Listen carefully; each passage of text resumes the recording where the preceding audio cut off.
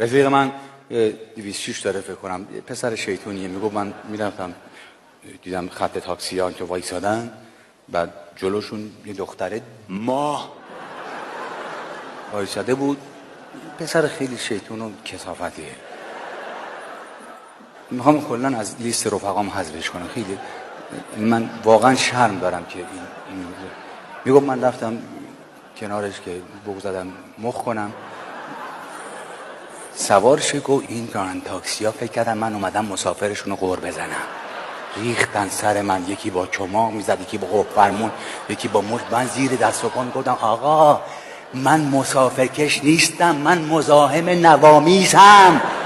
ما اصلا مسافر خفه شو که کثافت مسافر. ما گفت آقا من کثافت جامعه، من مزاحم نوامیس، من اصلا چیزی ندارم.